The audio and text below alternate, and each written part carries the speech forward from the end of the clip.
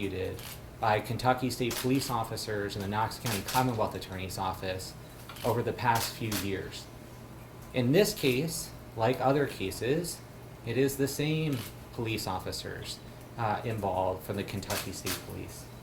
And I know that there has been a lot of innuendo and speculation that has been written in various newspapers and spoken by various politicians in this case. And our hope today is that you all will have the real story, the story that actually discusses the facts of this case. Because from what I have read, nobody has talked about what actually happened in the underlying criminal investigation or the trial. DNA evidence excludes Patrick Baker from killing Donald Mills. There were handcuffs left at the scene of the crime where the Kentucky State Police Laboratory tested those cuffs, and they excluded Patrick Baker. Those cuffs were left by the shooter. The second person who was in the house, who's pled guilty and testified against Mr. Baker, Christopher Wagner, he also was excluded from contributing DNA on those handcuffs. The real killer, we believe, that his DNA is on those cuffs. That killer is absolutely not Patrick Baker, according to scientific evidence in this case. But it's not just science that excludes Patrick from committing the shooting that we're talking about. It's also the original descriptions given by eyewitnesses. These are impartial and objective people. The victim's own mother and child described a shooter with brown eyes and tattoos. As you can see, Patrick is a blue-eyed person, and I will represent to you that he has no tattoos. And you won't find a single person in the Commonwealth of Kentucky that will dispute that. Go look at the Department of Correction records. Patrick has no tattoos, and he never has. There is an alternate suspect out there who we believe killed Donald Mills. And we would urge for a law enforcement agency to actually investigate that person and bring closure to the victim's family in this case. They deserve justice. But they are not the only ones that deserve justice, because Patrick spent 5 years incarcerated for a murder he didn't commit, and then in what should have been one of the most happy moments of his life, where his family finally had him home for the holidays, something horrific happened in the Commonwealth of Kentucky because of the person who exonerated Patrick, Governor Bevin. There were assumptions made here based upon Patrick's family supporting Governor Bevin. They voted for him in his first election. They supported him through his re-election efforts. And once you all are able to speak to people who were actually involved in investigating Mr. Baker's pardon application, you'll determine on your own, through objective evidence, that there was a legitimate investigation conducted into Patrick Baker's pardon application, that he was actually questioned extensively for several hours by a member of this government. And I think you'll find that other people were questioned as well. And Jackie Steele, the Commonwealth attorney from Knox County, he knew about this, but he knew about some other things too. In March of 2018, my law firm was representing 3 plaintiffs in 2 separate lawsuits, Amanda Hoskins and Jonathan Taylor. And that was a lawsuit against Knox County, the Barville Police Department, and Kentucky State Police officers, including Jason York and Brian Johnson. At that same time, our law firm, Lovey & Lovey, represented William Anderson in a separate lawsuit against those same KSP officers and against the Knox County Sheriff's Department.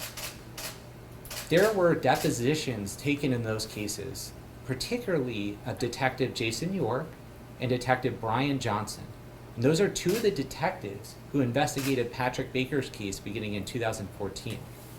In March of 2018, it was requested that we produce deposition transcripts and whatever evidence we had by a member of the government, somebody in the Justice Cabinet here named Denny Butler, so that people in this state could investigate these Kentucky State police officers for framing innocent people for murder.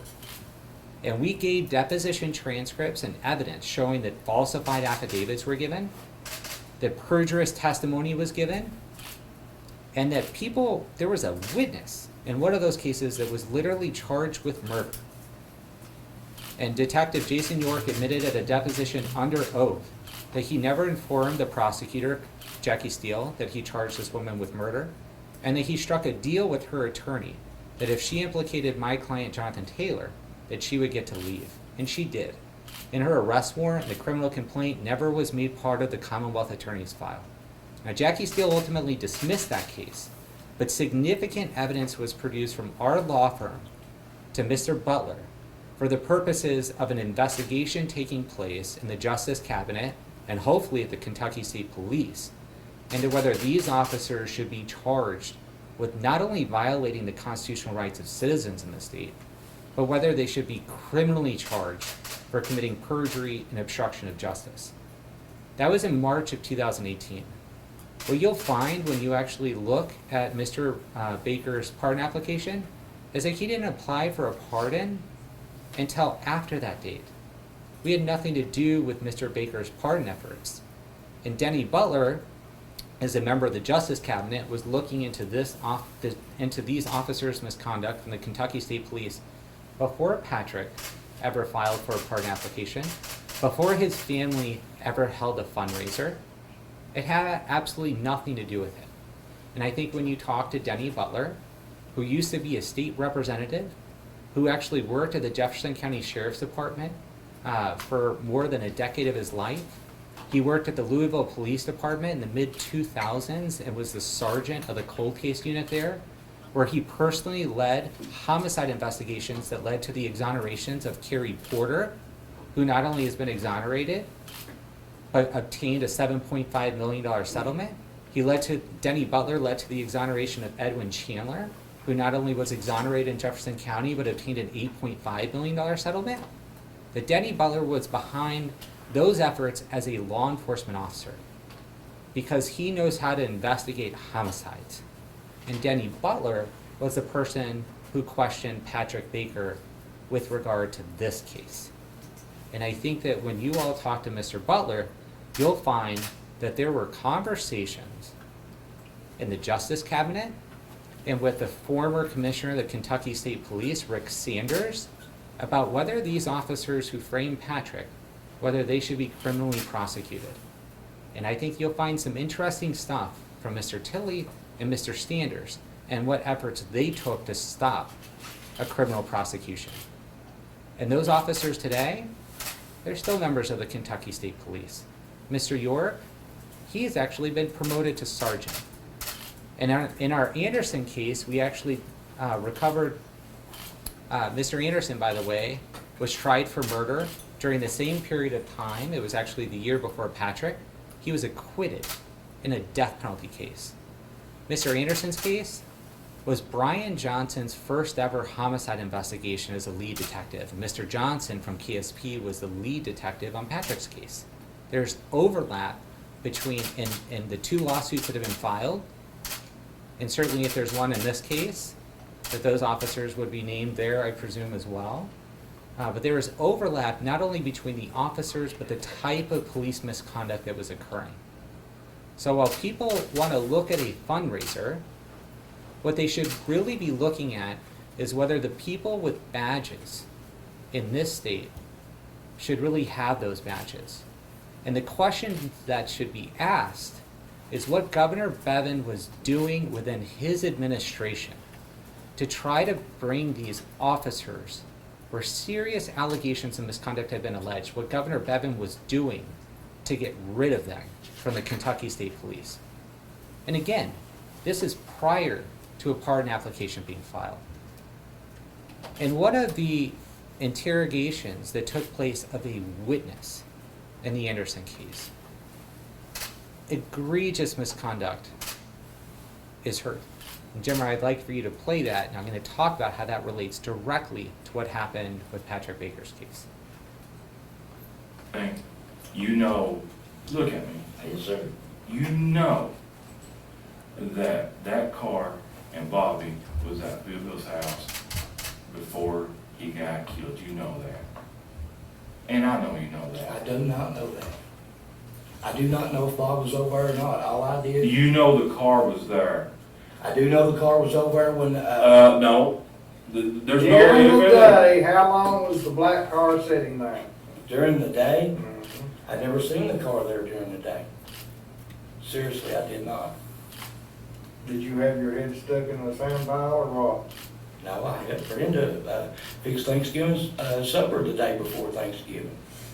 But I never looked over to pay no attention if that car was over. I didn't. I'm gonna put you in fucking prison because you goddamn lied. I'm so fucking sick of that goddamn bullshit. You fucking lied. I tried to be goddamn else. Fuck you. Fuck you. Fuck you. Let's put his ass in the fucking jail. What for? You done, buddy. You a You're goddamn lying. Why do we got you? You're. Sergeant York was questioned a couple of weeks ago under oath in a federal case and said if he had the opportunity, he would do that same thing again tomorrow. Mr. York was one of the detectives who was investigating Patrick Baker's case.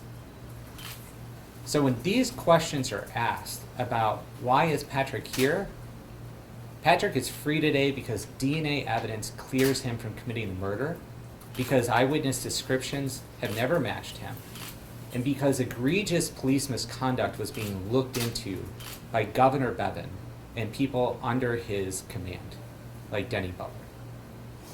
Now, why these police officers are continued to be employed is a question that only the former commissioner, Rick Sanders, can answer, or the former, or Mr. Tilley from the Justice Cabinet.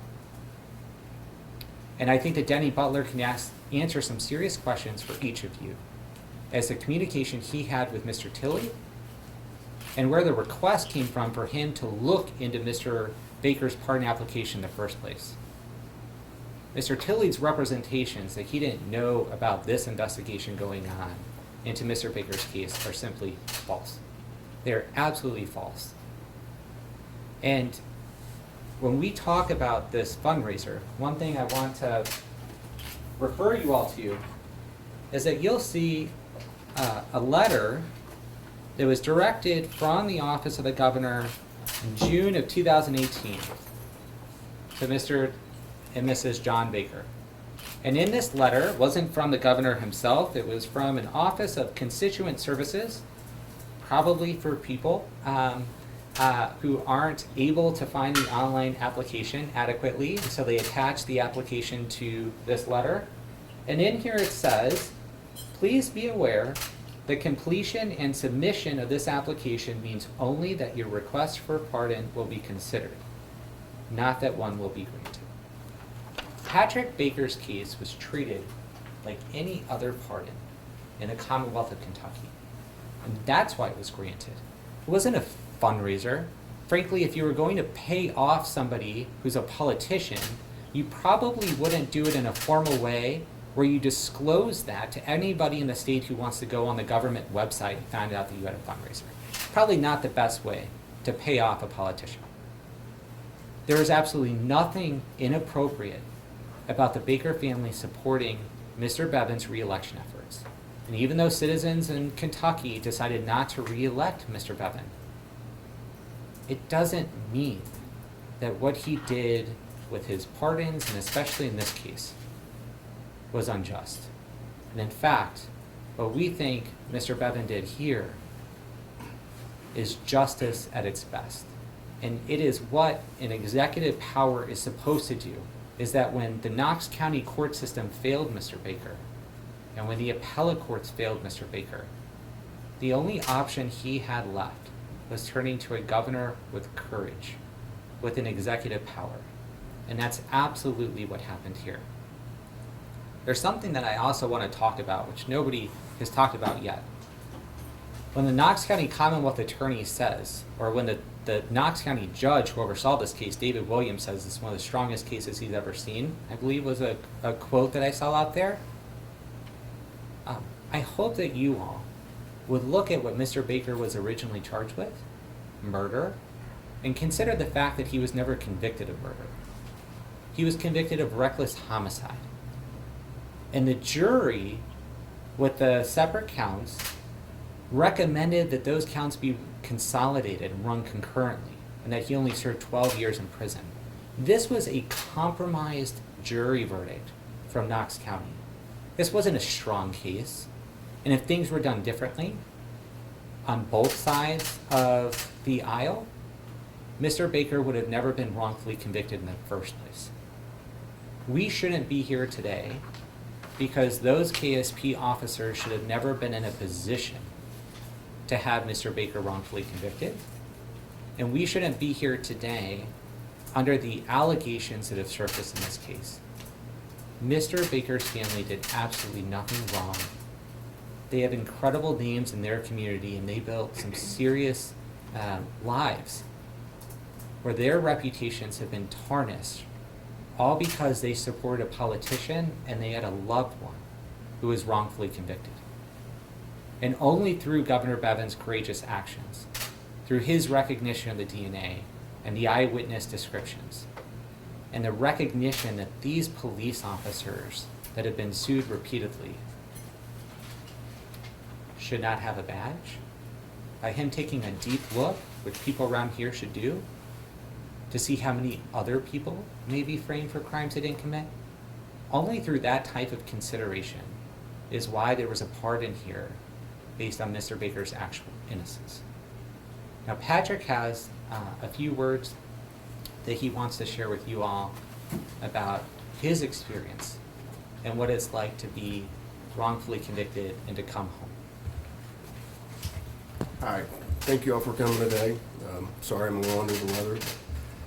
I think he's covered pretty much everything as far as the criminal part of it goes, but I'd like to thank Mr. Bevin for looking into this, and all the people behind the scenes that actually dug into this, done their own investigations. Hopefully you all maybe can look into that a little bit too. I am innocent. I want to thank Mr. Bevin for his courageous actions and allowing me to come home to my family.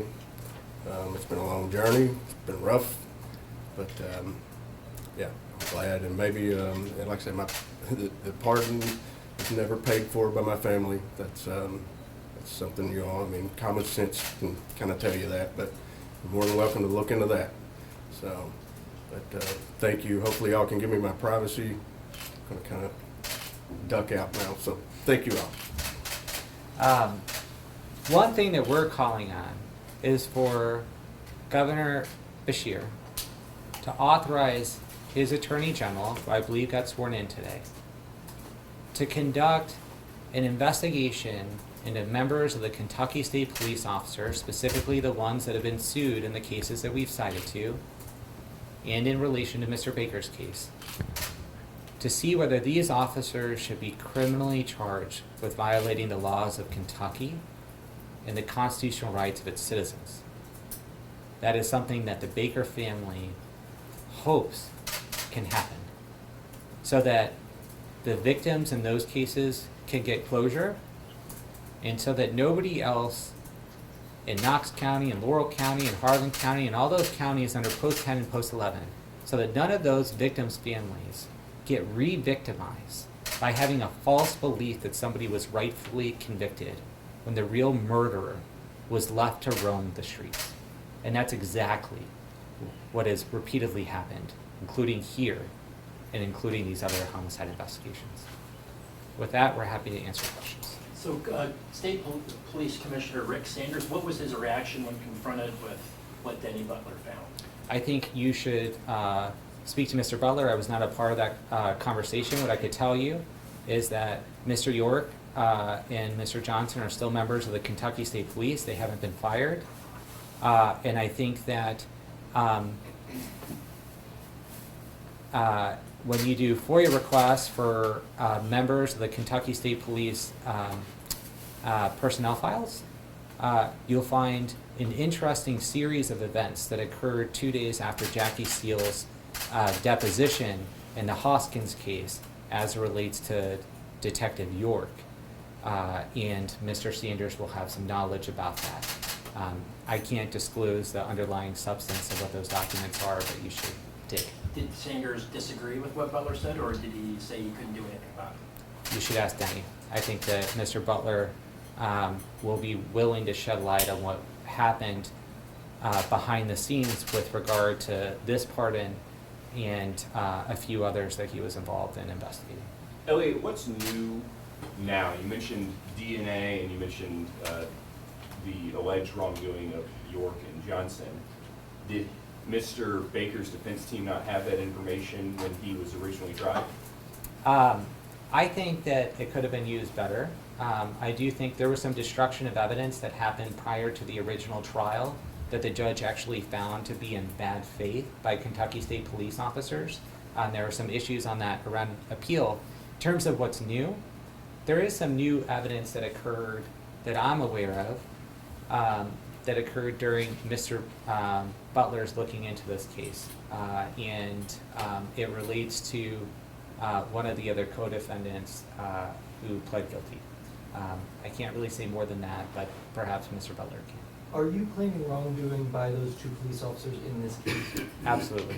What about the So prosecutor? what specifically are you saying that those two officers did wrong in this case in the Baker? I'm saying that if those officers in this case had investigated it properly, and it's not just them, but other members of their team, if this case had been investigated properly, Patrick Baker would have never been charged with murder. I think that there was evidence that was destroyed from Are you cell talking phone. about the cell phone I am. evidence? Yes. But that came up in the appeals decision, and the Court of Appeals ruled that that didn't make a difference, and they The court, sure, and the Court of Appeals did not reverse the lower court's the verdict, but that's different than saying that it's acceptable. What I'll also say is that we are uncovering in these other federal lawsuits evidence of additional misconduct every day. And constitutionally, Mr. Baker would have had a due process right to that evidence prior to his trial. And it certainly wasn't disclosed, and that was there was some argument about that. For further allegations, what these police officers did wrong here, the family is considering legal options. One of those options would be a lawsuit. And that lawsuit, I imagine that we would lay out exactly how Patrick Baker was framed for murder. And the co-defendant was the one who said that Patrick did it. Are you saying that the co-defendant was lying when he said that Patrick did it? Absolutely. Do you think that prosecutor Jackie Steele should also be investigated for any criminal wrongdoing? What I will tell you, if you look deep in Jackie Steele's deposition, is that when we sued in Amanda Hoskins' case, when we filed that lawsuit, one of the first people that Jason York sent a text message to was Jackie Steele, asking for who he should hire as a civil defense attorney, and Jackie Steele gave that recommendation. So I'm not calling for any criminal investigation of Jackie Steele. What I am saying is that Jackie Steele, given this text message and the fact that he hasn't done anything to change the way that things are being done in his county, is not an impartial prosecutor that should be responsible for investigating these police officers. And for that reason, we think that the Attorney General needs to step in. Do you think he's a crooked prosecutor? I think that I'm not gonna call Jackie Steele a crooked prosecutor. What I would say is that he got it wrong in this case, and that I think that prosecutors under Rule 3.8 in Kentucky have an ethical obligation to prosecute police officers for perjury and official misconduct, and that it has not been done with regard to any officers in these cases. Jackie Steele admitted under oath in a deposition that information that Detective York put in a search warrant was false. That search warrant was under oath. He also admitted that he was never informed that Detective York charged a witness with murder, that criminal complaint was never given to him, and that the $1 million bond that was assigned to it was not known to him, and that he had no idea throughout the 5 years he prosecuted these 3 people for murder, Amanda Hoskins, Jonathan Taylor, and William Lester, he had no idea that this cop had charged a witness with murder. That is shocking misconduct, and that's something that an attorney general here should look into, so that members of the Kentucky State Police that are doing these types of things do not put people like Patrick and Amanda and Jonathan and William in a position where they could be wrongfully convicted. Do you think that there's any criminal wrongdoing within the Kentucky State Police beyond just those 2 officers who were involved in this case? So we've sued a number of officers outside of Johnson and York, and the briefs that we filed publicly explain why. What I'll tell you is that one of the supervisors in the Hoskins case admitted that she doesn't give any supervision. It was the supervisor. She actually was involved in this case as well, but she doesn't supervise people under her on homicide cases. She doesn't give direction to detectives under her command because she doesn't have any experience investigating homicides. And that recording that you all heard earlier, where a chair is being thrown at a wall, where a witness is being threatened, where Detective York admits to hitting a hat off the witness's head, the supervisor admitted under oath that she was watching that, and she didn't disagree with anything that happened in there. So yeah, it's a much more broad problem than just these 2 officers. I think the Kentucky State Police, what we've shown in these lawsuits and what's happened with Patrick, is an organization that needs to have a complete restructuring. And that hopefully, now that there's a new commissioner, hopefully that commissioner will look deep into things and get rid of police officers that shouldn't be there. Mr. Baker, when you got word that you were going to be a free man, describe your reaction to this. Disbelief, I think. Still kind of in disbelief. Guess it's kind of like a dream almost, I guess. Kind of playing out right now. I mean, hopefully this will kind of die down and I can kind of go on with my life, I guess. But yeah, it was definitely disbelief. That was all about all I can say. Did you think it was going to happen? I try to stay positive, I ain't gonna lie, but yeah, after locked up for a couple of years or whatever, it's a little rough, but yeah, I try to stay positive. I was hoping for something, like I said, through the appeals court or something like that. So finding out the pardon, that was a wonderful surprise, and I guess a great early Christmas present.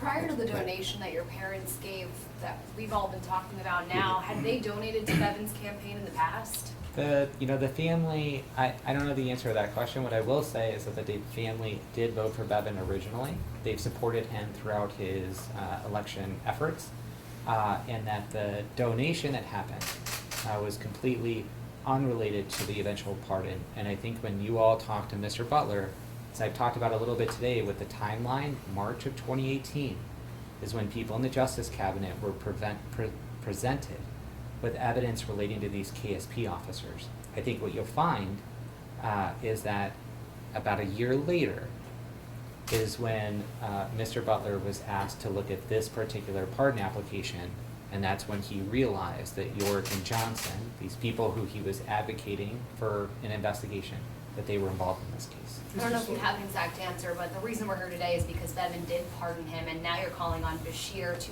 start an investigation into these KSP officers. If he had not gotten pardoned, would the evidence, in your opinion, still be as strong?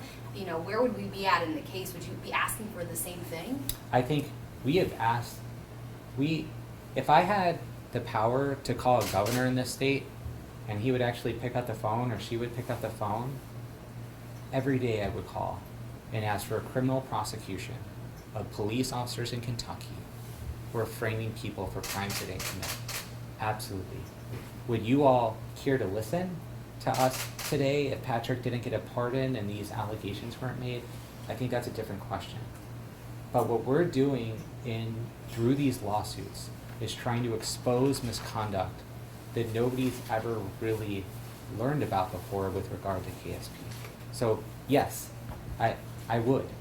I don't know if anybody would listen. Mr. Slosser, how did you get involved with this case? And also, did you have an array of people you were seeking clemency for based on your own knowledge of misconduct that was accepted or not accepted? Sure. So with this case, it's privilege how I came into it, so I can't get into that, and I apologize. But what I'll say is I didn't have anything to do with the pardon efforts. Okay. we did, one of Amy and I, Ms. Staples and I, one of our clients was exonerated through a pardon, Keith West. And we had an evidentiary this summer where many of your organizations covered. And Denny Butler testified at that hearing. And, in that case, there's a Louisville police officer who's currently facing criminal charges for the destruction of evidence in that very case. So Governor Bevin did an incredible thing for Keith West, and we went to court first, just like Patrick did. We tried to do it that way, and a judge in Jefferson County didn't have the courage to do the right thing, even though we had a prosecutor who was very high up under Attorney General Bashir. We had an assistant attorney general testify for us that he would never put this detective, Mark Handy, on the stand again because of the allegations of misconduct that happened. We had eyewitnesses come up there and say what Mr. Handy did to them. We had Mr. Butler, testify. We had the trial prosecutor testify that if he had known this, he would have had second thoughts about even charging Keith West with murder, the double homicide back in the 90s. We did the right thing there. We tried to get it fixed. We were doing we filed a notice of appeal. We were ready to plow forward. We also submitted a pardon application, and Governor Bevin did the courageous act, and Keith West has his name back. You've stated that Mr. Baker was framed, and there are 2 other individuals in this particular case that are still locked up. Would you say that their being locked up also has to do with the alleged KSP wrongdoings, or? So here's what I would say. There's been a lot of talk about whether Patrick's pardon was motivated by monetary means, and whether these other co-defendants, their current incarceration, whether it's because they didn't have the money to hold the fundraiser. And what I would ask all of you to do is go send a FOIA request to the government, and I think what you'll find is that these co-defendants didn't submit a pardon application. That this has nothing to do with a fundraiser, and it has everything to do with the people who looked into this under Governor Bevin. And obviously the governor makes his own decision. I think, you all know much better than I do that Governor Bevin doesn't seem like somebody who lets people make decisions for him. He seems to be his own man.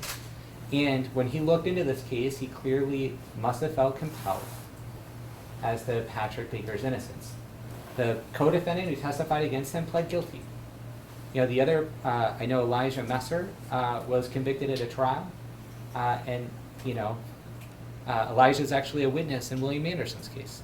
It's not just the police officers that are connected in these communities and in these cases, it's the witnesses as well. I don't speak for them. I know that they don't have, that the eyewitness descriptions of the shooter and that the DNA don't match Patrick Baker. And that's all I need to know. And that clearly made a big impact in these jury deliberations. I don't know how many of these jurors are spoken to, but the fact that he wasn't convicted of murder and that they recommended a concurrent sentence, to me, as a defense attorney on criminal cases, indicates that this was a compromised verdict. And obviously there's some new evidence that shows that they got it wrong. Did Mr. anyone in Baker, what's Patrick's family ever have a direct conversation with Governor Bevin? I don't have, obviously there was a fundraiser and you have photographs of it and your newspaper has shown it. About the park, about his About the, case. I don't have the answer to that question. What I would say is that if I had a loved one, if I've had clients who are wrongfully convicted, we exonerate them. We call the prosecutors, we call the police officers, we talk to anybody that we can talk to on behalf of our clients to get them free. And Damon Preston obviously met with the governor. So I don't have an answer to that question. Would it be improper for them to do that? Absolutely not. It would be surprising to me if you have a loved one who is wrongfully convicted, if you wouldn't reach out to whoever you can reach out to try to get somebody to look at the case. And again, Governor Bevin is somebody who makes his own decisions. Frankly, that's probably led a little bit to why he wasn't successful in the end in the re-election. But nobody's bribing a multi-millionaire governor with a $4,000 donation to free somebody from prison for murder. And the fact that those allegations have been put out there is just irresponsible. Do you think that there are people in jail in Kentucky right now who are innocent of the crimes they were convicted of, who aren't free because they didn't have access to have a direct conversation with the governor and present their case directly to them? Statistics show that, between 4 and 10% of people in prison are wrongfully convicted. So, we personally have freed so many people from Kentucky prisons who have been in there for decades. I don't think that you can necessarily link the fact that these people are wrongfully convicted to the fact that their families don't have money to hold a fundraiser, which is, I think, the general allegation. What I would say is that Governor Bevin did a courageous thing when he looked at cases where people were alleging innocence. And there are always victims in these murder cases, and no murder is ever good, right? There's been a lot of focus on the Delmar pardon case, about how the victim was beheaded. There hasn't been any discussion as to the merits of that case and what happened to Mr. Pardon. I don't represent him. In the Keith West case, a client that Ms. Staples and I represent, it was a double homicide, where he admitted to doing it in self-defense because these people were going to murder him and had all the tools in the car to do so. Like, murder is terrible. But you've got to focus on the merits of the case instead of just looking as to what the conviction is. And Governor Bevin here, from what I've seen, the last report I saw was upwards of 670 maybe pardons or commutations. But he clearly had a lot on his mind about trying to reform a very broken criminal justice system in this state. And whether you agree with his politics or not, reform is necessary, and people need to look into these cases to see whether these people have credible allegations of being innocent and wrongfully convicted. I just have one question for you, Mr. Baker. What's next? I know you said you've asked for some privacy, but do you have plans to get back in the workforce and do something, or volunteer with an organization to help others that, like you say, have been wrongfully convicted? Yeah, it's something I'm definitely going to look into a little bit. I know I've been around people that have been, in prisons and jails that are innocent. So that's something I definitely want to look into. Maybe, even a jury class, maybe, where jurors maybe kind of get an idea of what they're going into before, we expect, 12 of our peers to just step in and make a life-altering decision about somebody, without really, being completely educated maybe on the criminal, side of things. So, yeah, I'm going to leave my options open right now. I don't know. I'll kind of see where things go. Do you have a job lined up yet? Not this second. No. Like I said, this is all still a surprise to me. I don't You were released when? Last Wednesday, this past Wednesday. So, yes, I'm still, like I said, it's disbelief to me. So, yeah, I'll sit around and do some job searching maybe the next, after the first of the year, maybe. Elliot, you hinted at it, but I'll ask you directly. Are you going to file a lawsuit here? I imagine that you would not be surprised if we were to. If there are a way, I think a lot of my clients around the state, wrongful conviction lawsuits from Newport to Knox County, everywhere in between. And I think if you, and many of you talked to our clients when they got released or when we filed a lawsuit, and I think if you all gave them the choice of whether they could hold the police officers who caused them to be wrongfully convicted, whether they can hold them responsible criminally and put them in jail for a certain period of time, or whether they could get monetary compensation, I think the overwhelming majority would want those cops to face criminal prosecution. So I can't do that. The law doesn't allow me to do that. The law only allows for us to file 1983 lawsuits to seek financial compensation, but it'll never fix those years that he lost. Any amount of money isn't going to fix, people calling the Baker's home more than 100 times the day after this pardon was released, or photographers being on their doorstep, or the salacious allegations being made against them that they somehow committed an illegal act by paying for their loved one's exoneration. That is harmful.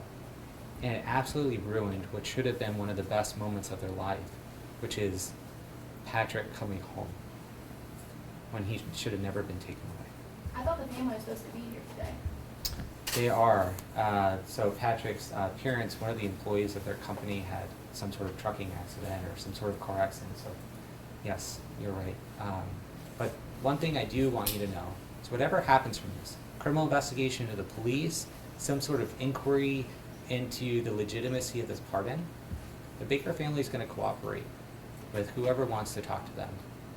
We're not hiding from anything.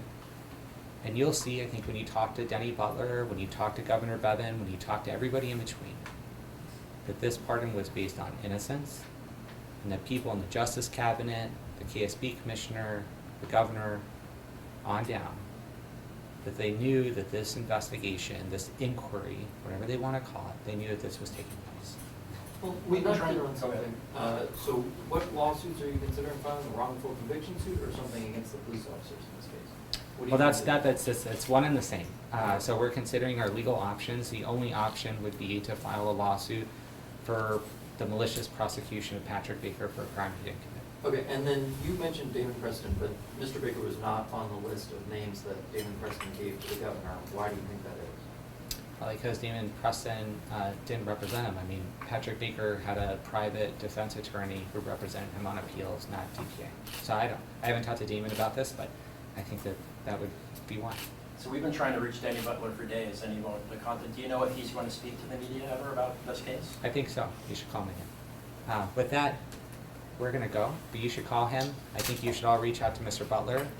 He is a person who's been responsible for countless exonerations in this case, and his experience as a homicide investigator is not comparable to anybody from KSP who worked on the underlying investigation. And I think Denny is the only person that could really give the answers, aside from the governor, as to what went on between 2018, when I gave him the evidence in our civil suits, and last week when this pardon happened. So thank you all for coming.